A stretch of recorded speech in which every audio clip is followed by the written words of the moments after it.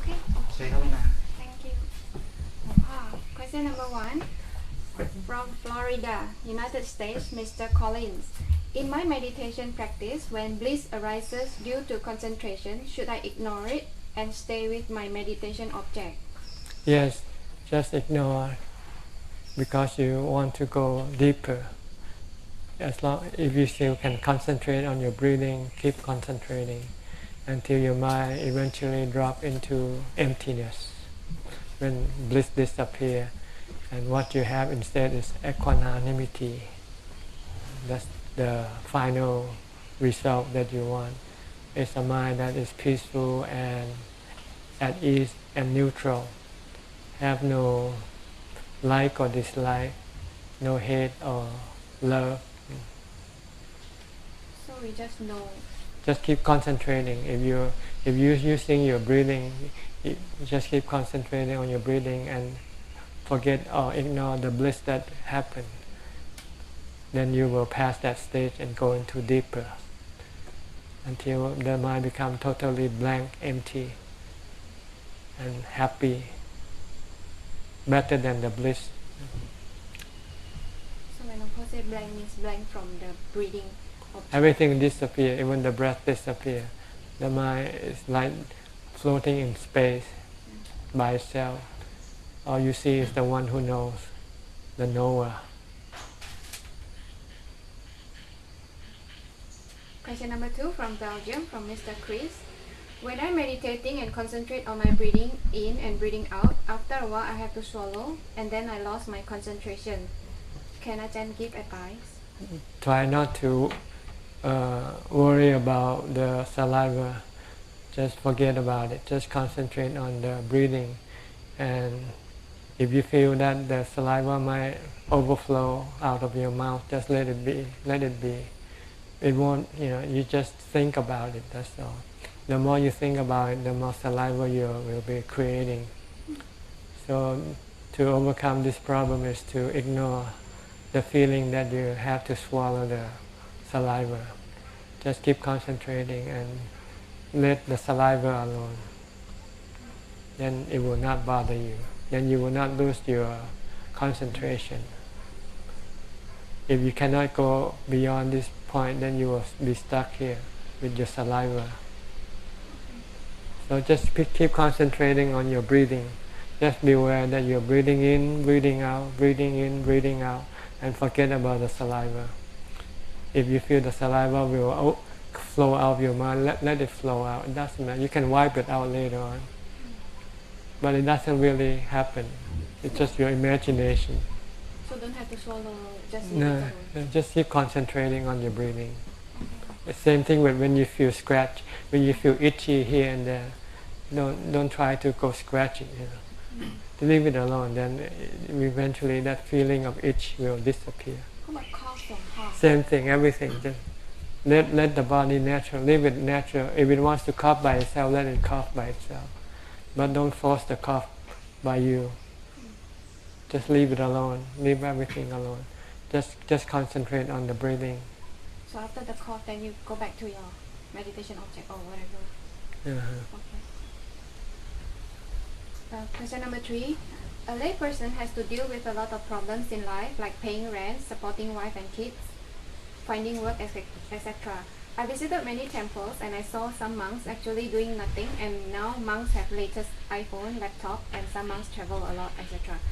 Is the life of a monk more difficult than a lay person? For me, life as a lay person seems more difficult.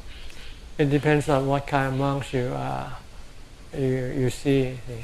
Monk who strive for Nibbana doesn't have iPhone, doesn't travel around. They go wandering in the forest, living under harsh condition and scarcity. So this is that's the life of a real monk. The monk you see nowadays are just the fake monks. So they live on comfort. See. But their goal is not for the enlightenment. Their goal is to have a comfortable life. So they use the religion as the means of making themselves comfortable. But if they really strive for Nibbana, they would live in harsh and bad condition, scarcity, eat once a day, eat in the bowl, eat from the food that they collect on the arms around, live in the forest, live in a small hut, live in the cave, no electricity, no running water, no amenities. That's the real monk live. The fake monk now they live in air condition, living in condos, and travel on jet planes, and have iPhone, have everything. That's not real monk. So if you look at monk, this kind of monk, then you would think that monks have an easier way of life than lay people. Question number 4 from Italy. I used to have panic attacks a few years ago, and I was afraid all the time to lose control and lose consciousness, so I used to stay alert and present all the time, but in a bad way, like in an anguish way. So when I meditate, I reproduce that feeling of wrong awareness, and when I finish the meditation session, I have this overwhelming darkness feeling of hopelessness. When I focus on the breath or movement of the stomach, even though I try to relax and not to control it, I end up controlling my breath and it becomes broken, and my chest and mind feels so heavy and dark. Can Ajahn advise, please? Well, that means you don't have a strong enough concentration yet. So you cannot concentrate on your breath.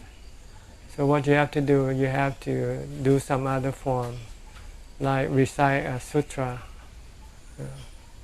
chant a sutta, or recite a sutta, to sort of make your mind occupied with the recitation until your mind becomes calm, and then the mind's resistance will be lessened.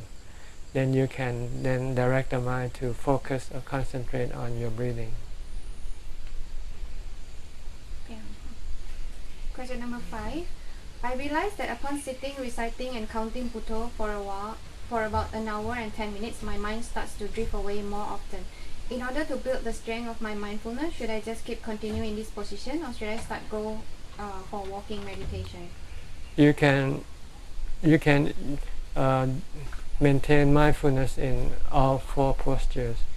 You can walk, you can sit. Whatever you do, you should develop or maintain mindfulness.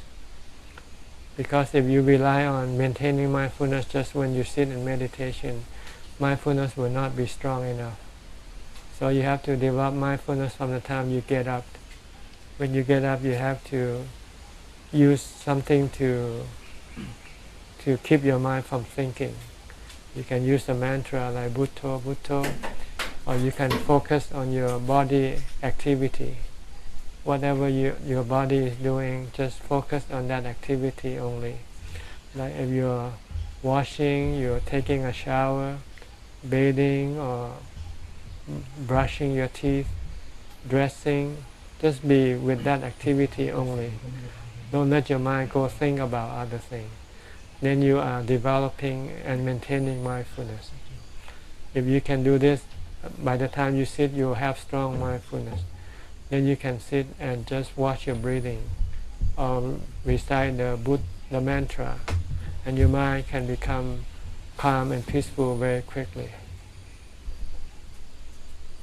Question number 6 from Brazil, from Miss Josiana.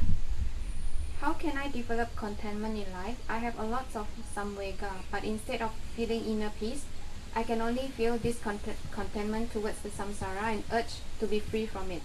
Because of this, my mind cannot settle down during meditation. It's getting lost in thoughts and getting distracted, and I think it's because I'm lacking contentment. However, no matter how hard I try to feel contentment through, for example, trying to feel thankful for being alive and stuff like that, I still cannot settle down, which is because I can only see impermanence and futility around me. Do you have some ideas of what should I do in order to develop contentment in my life? Real contentment comes from peace of mind, comes from a calm and settled mind. In order to make the mind calm and settled, you need mindfulness. So you have to develop mindfulness a lot from the time you get up to the time you go to sleep. And when you have time to sit and meditate, and then your mind will become calm and settled, then you will have contentment, real contentment. You don't have to force or think about contentment. Contentment cannot be forced upon or cannot be think about. Contentment only comes from your ability to calm your mind, to settle your mind, to make your mind peaceful and calm. And this you need mindfulness, strong mindfulness, continuous mindfulness. So try to develop mindfulness all the time when you're not sitting. And when you're sitting, then this mindfulness will be very strong, and it will then bring the mind to calm and settle. Question number 7 from Lizzie Woon. Dear Ajahn, how about strong desire or longing to renounce the worldly life with motivation to practice to full enlightenment? Is this considered a desire? Can you please kindly explain if this kind of desire, as late Ajahn Chah says, stop trying to be anyone, don't try to make yourself into anything because this will cause suffering. So is a strong desire to renounce considered as desire? There are two types of desire. The desire that creates suffering or dukkha, and the desire that causes the suffering to stop. Like the desire to renounce the worldly life and to take up the holy life, to become a monk, to meditate. This is good desire, because this desire will lead to the cessation of suffering. So you have to know which one is good and which one is bad. The desire to follow the Buddha's teaching is good desire, and the desire to go against the Buddha's teaching is bad desire. Okay. Question number 8 from Singapore, from Miss Huang. How to deal with meditation stage where there is white light coming, only to disappear shortly, and there's no more improvement after that? Can Ajahn advise me on this, please? Just ignore what happened and keep concentrating on your meditation object. Just keep on focusing, keep on meditating until your mind go in deeper, until everything disappears and all that is left is emptiness. Okay. Question number 9 from Perth, Australia, from Miss Moon. I've heard from other people that after parinibbana, the mind of the Buddhas and other arahants no longer exists, like a flame extinguished. However, in your talks, you say that the mind of the Buddha and other arahants still exists after parinibbana, and some people are able to communicate with them. Can Ajahn explain, please? Well, the mind of every being, whether enlightened or not enlightened, is not destructible. They cannot disappear. The mind of an enlightened person and an unenlightened person differs only in the defilements. An enlightened person has get rid of the defilement, so the mind becomes pure. While an unenlightened person still have defilement, and this defilement causes them to go take up birth. See, but both the mind of the enlightened and unenlightened exist all the time, never disappear. Let me give you an example. Your clothing that you wear, when you wear your clothing, it gets dirty. So you put in the washing machine to wash the dirtiness out of the clothing. Once you finish washing, does your clothing disappear with the dirtiness? Okay.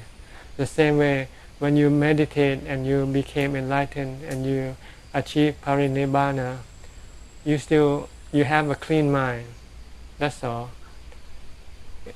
Which is different from a mind that has not been washed, been practiced, been enlightened. That mind is still dirty with defilements. So this dirtiness causes the mind to go take up new birth. So when you have new birth, you think, oh, the mind is still in existence. But when there's no birth, you say the mind is no longer in existence. Because you look at existence at the birth, at the body, see. Because you cannot see the mind. The mind is invisible. So for people who say that once the Buddha passed away, his body disappeared, then his mind also disappeared. It's like a blind person describing an elephant. When he touches the tusk of an elephant, he says an elephant is like a spear. Another blind person, when he touches the tail of the elephant, he says, oh no, an elephant is like a rope. See? This is the same way people who doesn't practice, who hasn't yet become enlightened. They will assume that once the Buddha passed away, his mind also passed away with his body. Clear? Clear enough? Question number 10 from Toronto, Canada, from Miss Deborah. Is it okay to spay or neuter animals, or is it better to leave their reproductive cycles alone? And what's the reason for the answer? It depends on what you want. If you want to control the birth of your animal, then you what you call? Neuter. Yeah. But it's not considered to be a harmful act. It's not. Doesn't break the sila in any way. So it depends on what you want. You want to control birth, then you have to do it. You have to practice birth control. If you don't want to control birth, then you live it naturally, and suffer the consequence of having many puppies or have many babies. But it's not considered to be breaking the sila. It's not killing.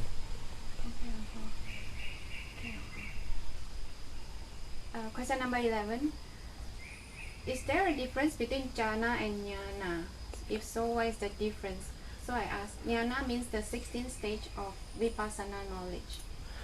See, jhana is absorption. The mind absorbed in peace. Has 9 levels. 4 rupa jhana, 4 arupa jhana, and the last one, the complete cessation of the vedana sanya. This is jhana, means absorption in peace. Vajnana means knowledge or enlightenment. See, jnana means knowledge, and there are 16 levels of knowledge that you can acquire from your practice. So the two words doesn't mean the same thing. One is jnana, the other is jhana. See. Jhana means samadhi, jnana means vipassana or wisdom. So do we have to go to jhana 9 first before vipassana? No, you need on the fourth. Only you need the 4th jhana. Then from the 4th jhana, then you can practice vipassana. Question number 12. I was thinking to come and do a 1-week retreat at your monastery, but do you think that is good? It is just good to practice at a quiet location near where I live? Yes, anywhere is good when it's quiet and you're alone and not to be disturbed by your surrounding. So better to find a place where it's most convenient for you to practice. So not necessary. Not necessary, because nowadays you can listen to Dhamma from the internet, from Facebook, from YouTube. You can read books from the internet. You have any question, you can send in question and ask. So there's really no need to be physically close to a teacher. But you need a physical, quiet environment to practice. So if you can find, even in your condominium, if you live alone and nobody disturbs you and you can spend all your time in your condominium, you can practice in your condominium. Question number 13 from Mr. Theo. Is it possible for a homosexual man to ordain as a monk if he is able to suppress his desire for other men, maybe through the practice of asubha on various body parts and also on idea nothing is permanent, and eventually all the men will age, sick and die and return to the 4 elements? You say in the last Q&A that homosexuals have desire on other males. That's why we don't accept homosexuals to ordain, because they might have sexual activities with other monks. Is this rule fixed or strictly enforced? Thank you. I guess nowadays I heard there many a lot homosexual being ordained. As long as you don't declare yourself homosexual when you go apply for ordination, no one would know. So there's no one asks you whether you're homosexual or not when you apply for ordination. So if you don't tell, then it's no. They have this policy, well, don't tell, don't say, or whatever. You know, it's the same thing here. But if you tell that you're homosexual, then it somehow makes it not appropriate to ordain, because, like I said, you know, when you like the same sex and you're so close to each other, when your desire happen to arise and you cannot control it, then it can cause problem, especially to yourself, because once you commit this act, you will be permanently barred from being ordained again in the future. So, as long as you think you can control your desire, and you're not asked whether you're homosexual or not, then you don't have to declare yourself to be one. I see monks who are homosexual, but who they seem to be okay, just like normal, like other normal heterosexual men. They also have desire, but they manage to control their desire. Question number 14, Ajahn. Under what situations should we practice Asupa? Is it recommended for a lay person to do Asupa because it can be quite gory and it makes someone sick and weak, or even cannot eat a meal after the practice? Asupa is for those people who want to practice the eight precepts or more, because you want to stop using the body as your way of having happiness. So if you want to keep the 8 precepts, then you have to abstain from sexual activity. So Asupa will become handy when you have this sexual desire. If you think of Asupa, think of the unsavory nature of the body, then you can suppress or stop your sexual desire and then maintain your precepts. This for those people who want to practice meditation on a more professional or more intense basis.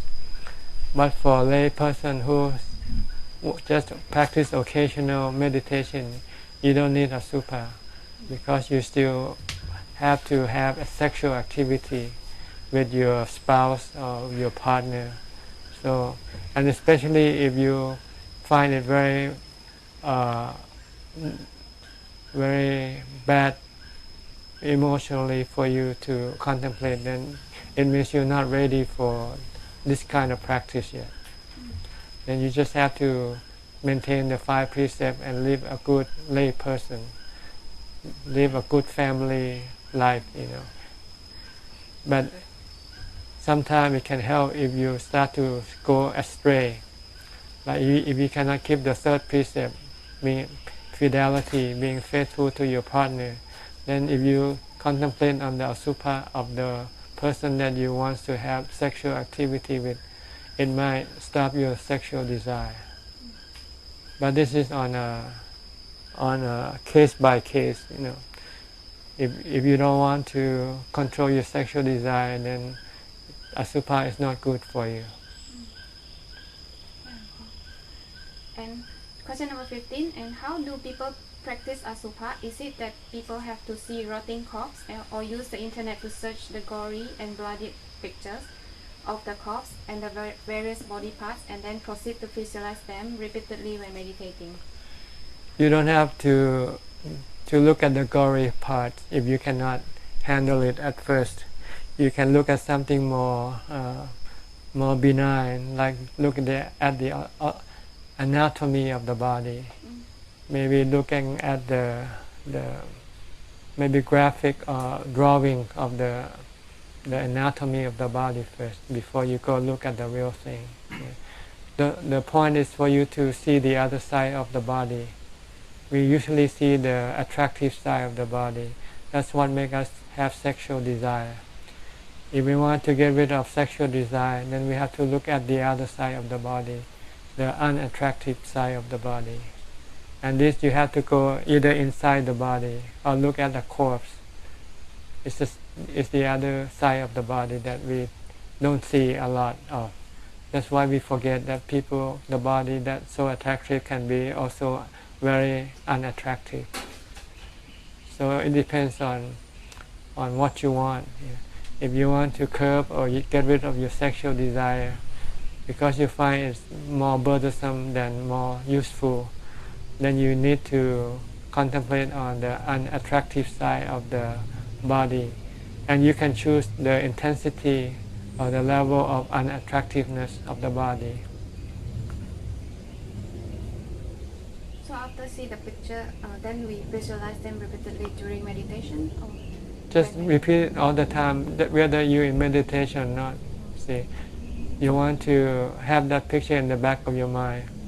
Whenever you have sexual desire, then you can bring it out to stop your sexual desire. Question number 16 from Penang, Malaysia, from Kun Ho. Can you explain in simple layman terms anatta, the last of the tilakkhana? Anatta means natural processes. There's no person or somebody who can direct these natural processes. Like the wind, the sun, the rain. These are natural processes, anatta. So is the body. But our delusion, we separate the body, our body, from the natural processes. We think that the body is under our control, which we can control it to a certain amount, but not all. You cannot control death, you cannot control old age, you cannot control sickness. So this is anatta also, but our delusion somehow make us look at the body as atta, as something controllable. But in fact, our body is just like the wind, the rain, and the sun. So is the knower as anatta? Huh? Is the knower anatta? No, the knower is just a knower, someone who knows. But he knows under delusion, see. So this delusion caused him to have attachment and suffering, see. So you need the enlightened person like the Buddha to come and say, leave everything alone. Everything is natural processes. You cannot control them. Leave them alone. Then you will let go of them. Then you will not be suffered by them. Okay. Question number 17 from Indonesia, from Miss Aini. How to bring vitakka and vichara to jhana? Vitakka jhana is part of jhana. The first jhana have vitakka and vichara. See, when you watch your breathing, you are doing vitakka vichara. I'm breathing in. I know I'm breathing in. I'm not breathing out. This is vitakka vichara. And when you do it continuously, you get rapture. You got bliss from doing it. And if you go deeper, then all this rapture and bliss will disappear, and all you have left is emptiness and ubekkha. Just keep focusing on your breathing. Question number 18. This question is related to the article we posted on how to fix the anger. From Mr. Nicola Miles. How do I apply this to someone who has caused me harm in the past? I do not desire them to be any different to how they are exactly, but the memory of the pain they caused in the past make me angry now. Well, just try not to think of the past. And the reason why you keep thinking of the past because you have no ability to bring your mind back into the present. So you need to develop mindfulness. If you have mindfulness, then you can bring the mind to stay in the present. Then whatever happened in the past will disappear from your mind. So what you need now is to develop mindfulness. Keep focusing on something, and then your mind cannot go to the past or go to the future. Or you can use a mantra. When you think of the past, just repeat the mantra, recite the mantra. If you can keep reciting for a while, then you will forget of the past that you've been thinking about. So even from the person who harmed me in the past, so I just forget about it. Yeah. To forgive is to forget. To forget is to forgive. See? So you have to stay in the present. And you need mindfulness to bring your mind back into the present. Your mind without mindfulness will like to go to the past and go to the future. So you need mindfulness to bring it back to the present. Use something to anchor your mind to stay in the present, like a mantra or your body. Just keep watching what your body is doing at the time. Okay. Question number 19 from Brunei, from Mr. Dennis. I realized my problem was a mental problem because I could not let go of my desire to care for and to love someone whom I once thought we could have a fruitful relationship. This desire created both hatred and love in me. I'm fighting to be positive and always read Dhamma books like Dhammapada and meditation books to stay positive and not do harm to others. This mental struggle takes a beating to my mind. It's like I'm standing with Buddha above me and Mara below me. Do good when I see Buddha and do bad when I see Mara. Please advise me the right Dhamma to remove my desire to care and love for someone, or not to be generous with someone who knows that this person can use financial help. Am I being a miser or desiring for recognition for doing generous act? I'm doing Maranusati meditation now and breath meditation. Are these helpful? You need mindfulness and wisdom to solve all your problems. Everybody's problem is the same. The ability not be able to control their thoughts. When they think of good thing, they feel happy. But when they think about bad thing, they feel unhappy. But they cannot stop this unhappiness because they cannot stop their thinking. So what they have to do is first to develop mindfulness. So to be able to stop the thinking when the thinking is bad. Then once you have that, the next thing is to think positively. Direct the mind to think positively. Think of anicca, that life is short. Sooner or later you're going to lose everything anyway. So why bother have anything when you're going to lose them? See? If you can do these two things, then you will be able to keep your mind in a good track, let's put it that way. Question number 20 from Miss Adelaide, France. It's commonly said that a Sotapanna never breaks the precept. The Buddha himself has been in a situation where one of his Sotapanna disciples have regularly drinking alcohol in quite a quantity, breaking the fifth precept. The Lord Buddha in this case confirmed that the disciple was a Sotapanna without any doubt about it. How then can we understand that a Sotapanna never breaks precepts? The real precepts are the other four, not the fifth one. The fifth one is just a bad habit to avoid, because if you drink alcohol, you can become drunk, and then you will not be able to control your mind to keep the other four precepts. But with the Sotapanna, he will never break the other four precepts. So when he drinks alcohol, he doesn't hurt anybody or himself. He drinks and then he just go to sleep. See? But if someone who has no ability to control the other four precepts, once they get drunk, they might go and break the other four precepts easily. Go kill, to steal, go commit adultery, or go lie. See? So with a Sotapanna, he will not definitely break the other four precepts. But the fifth is not considered to be a precept. Like Arahants still smoke or chew bitter nut. But they don't chew it like normal people do. Normal people usually chew or drink with passion, with desire. Arahants just chew as a matter of no emotion involved. So it's different, and no attachment. They can have it or leave it any time. It doesn't bother their mind.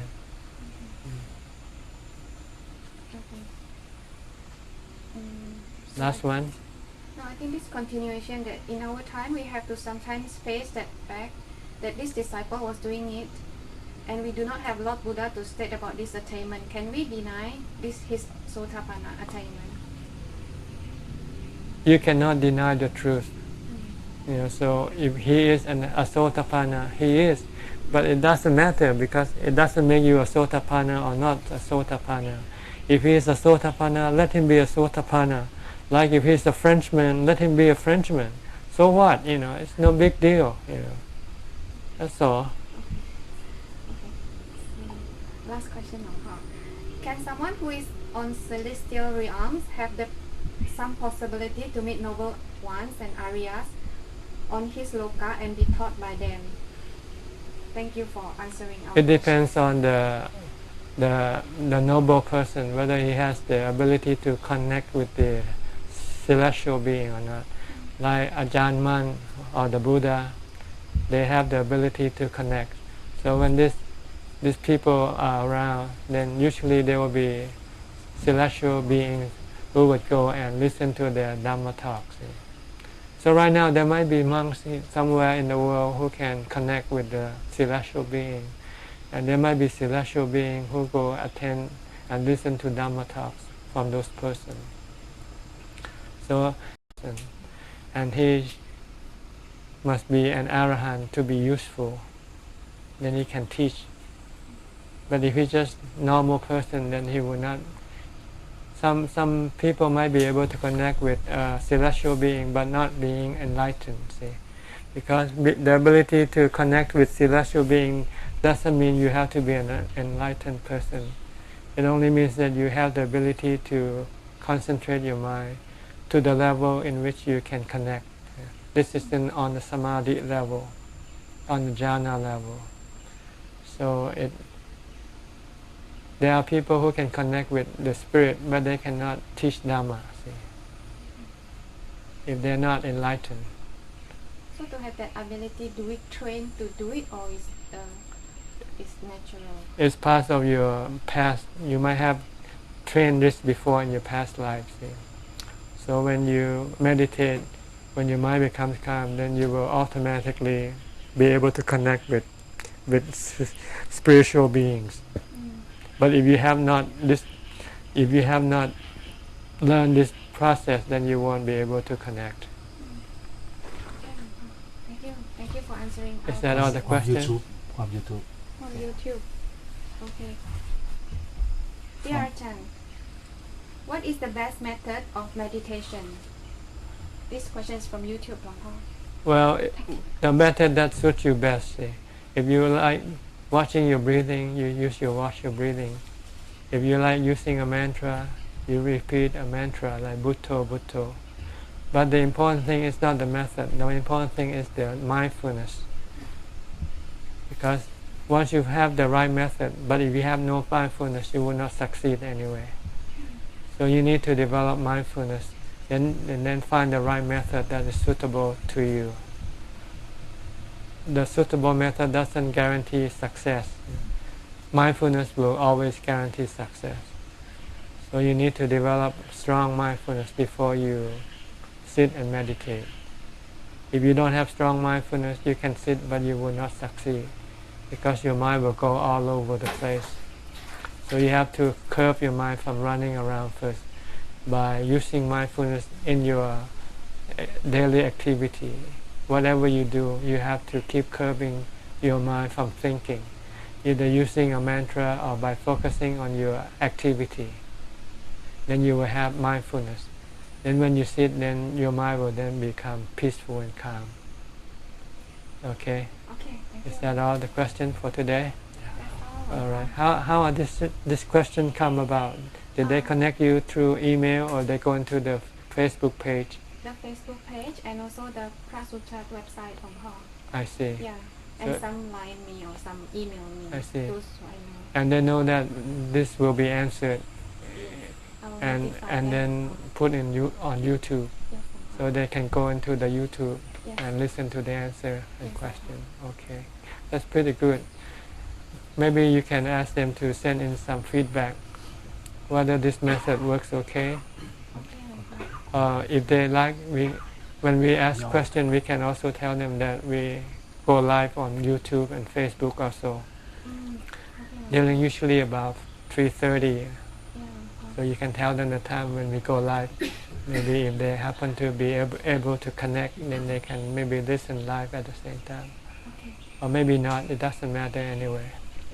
Yeah. They can always go into the Facebook page, you give them the link to connect to, right?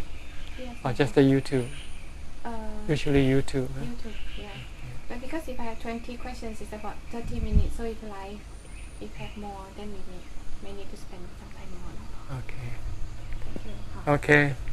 Thanks for sending in the questions, and hope this answer will help clarify some of your doubts and assist you on your progress toward enlightenment. Good luck to you all.